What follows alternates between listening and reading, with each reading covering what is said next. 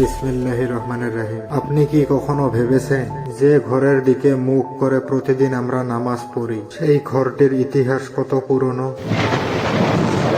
কখন নির্মিত হয়েছিল এই পবিত্র কাবা? কে প্রথম এর ভিত্তি স্থাপন করেছিলেন? কতবার এই ঘরটি ধ্বংস হয়েছে, আবার পুনর্নির্মিত হয়েছে?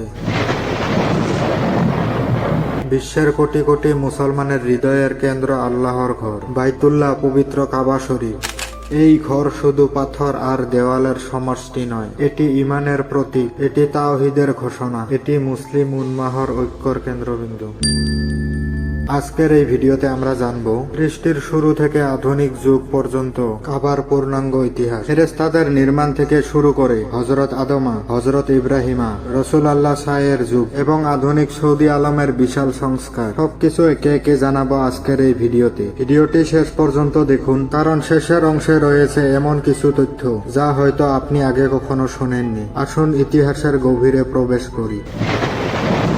প্রতিদিন পৃথিবীর যে প্রান্তে একজন মুসলিম নামাজে দাঁড়ান না কেন, তার মুখ ঘুরে যায় একদিকে। সেই কেন্দ্রবিন্দু হলো কাবা শরীফ। অনেক ঐতিহাসিক ও তাফসীরবিদদের মতে পৃথিবী মানবজাতি আসার আগেই ফেরেশতারা আল্লাহর নির্দেশে কবর ভিত্তি করে স্থাপন করেছিলেন। আসমানে যেমন বাইতুল্লাহ মামুর রয়েছে, তেমনি পৃথিবীতে তার প্রতিরূপ হলো কাবা।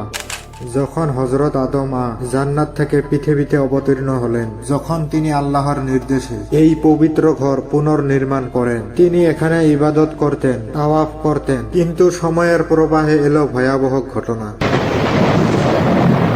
হযরত নূহ এর মহাপ্লাবন। সেই প্লাবনে কাবার গঠন বিলীন হয়ে যায়। কিছু বর্ণনা এসেছে ঘরটি আসমানে উড়িয়ে নেওয়া হয় আর ভিত্তি বালুচাপা পড়ে যায়। শত শত বছর ধরে সেই স্থান নির্জন পড়েছিল, কিন্তু আল্লাহ তার ঘরকে বিস্মৃত হতে দেননি।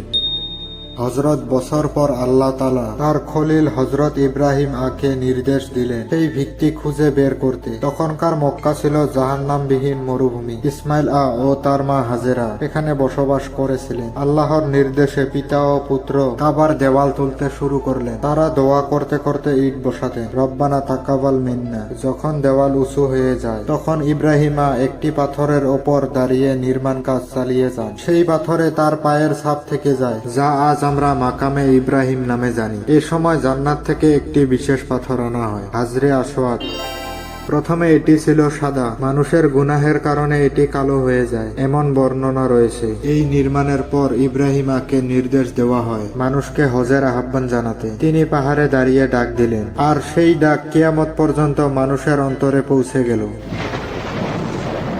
সময় গড়ল, মক্কার বসতি গড়ে উঠল, কাবা হয়ে উঠল আরবের কেন্দ্র। নবীজি সাহেব নবুয়ত লাভের প্রায় 5 বছর আগে কুরাইশরা সিদ্ধান্ত নেয় কাবা পুনর্নির্মাণ করবে, কারণ বন্যায় দেয়াল ক্ষতিগ্রস্ত হয়েছিল। তবে তারা একটি শর্ত দেয়, নির্মাণে শুধু হালাল অর্থ ব্যবহার হবে। অর্থের ঘাটতির কারণে তারা কাবার উত্তর অংশ হাতিম বা হিজরে ইসমাইল মূল ঘরের বাইরে রেখে দেয়। সবচেয়ে বড় ঘটনা ঘটে হাজরে আসওয়াদ স্থাপন নিয়ে। প্রতিটি গর্ত চাইতো এই সম্মান তাদের হোক, যে প্রথম হারামে প্রবেশ করবে সেই বিচার করবে। প্রথমে প্রবেশ করলেন মোহাম্মদ শাহ, তখনও নবুয়ত পাননি। তিনি একটি চাদর বিছিয়ে তার উপর হাজারে আসওয়াত রাখলেন। সব গোত্রপ্রধান মিলে চাদর তুললেন, আর তিনি নিজ হাতে পাথরটি স্থাপন করলেন। এইভাবে রক্তপাত এড়ানো হয়। এটি ছিল তার এক প্রজ্ঞার এক অন্যান্য উদাহরণ। ইসলামী যুগের কাবার গঠনে বড় পরিবর্তন আসে। আব্দুল্লাহ ইবনে জুবাইর এর সময় তিনি রাসূলুল্লাহ সাহের একটি ইচ্ছা বাস্তবায়ন করেন। হাতিম অংশটিকে কাবার ভেতরে অন্তর্ভুক্ত করেন। দুটি দরজা করেন, একটি প্রবেশের, একটি প্রস্থানের। কিন্তু পরে উমাইয়া শাসক হজ্জাজ বিন ইউসুফ কাবাকে পুনরায় কুরাইশদের নকশায় ফিরিয়ে দেন। বর্তমান কাবা মূলত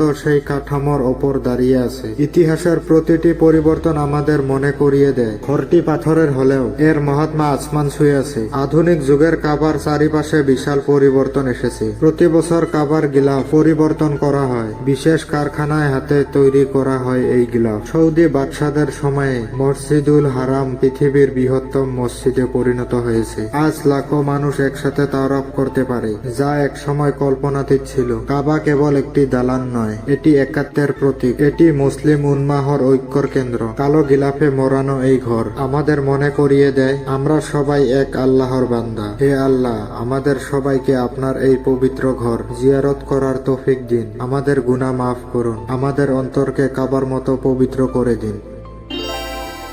ভিডিওটি যদি ভালো লাগে তাহলে একটা শেয়ার করুন, চ্যানেলটি সাবস্ক্রাইব করুন এবং পরবর্তী পর্বের জন্য সঙ্গে থাকুন। আসসালামু আলাইকুম আর রহমতুল্লাহ।